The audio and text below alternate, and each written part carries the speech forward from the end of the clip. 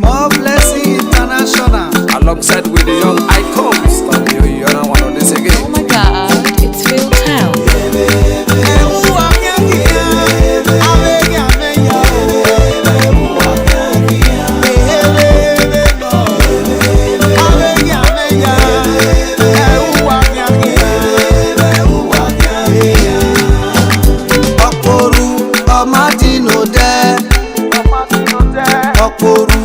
Martino de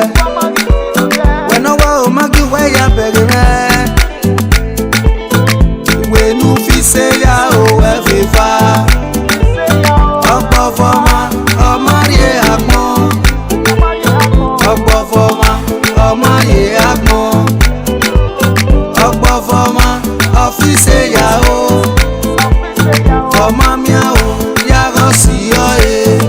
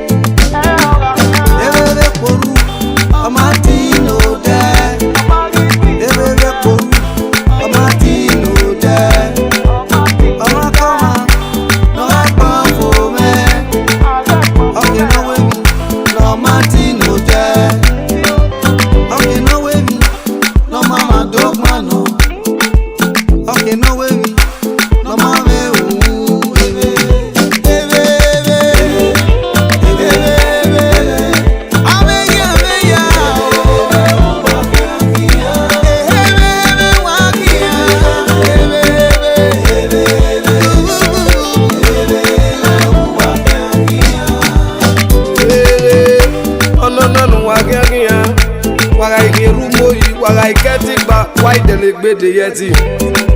wagi kin ogede noga ri bi enego ri gbun waga ri tu ekine wagi yo bosun ero waga ri gbugbo ero be do gari agogo enya no wi edio boyi makure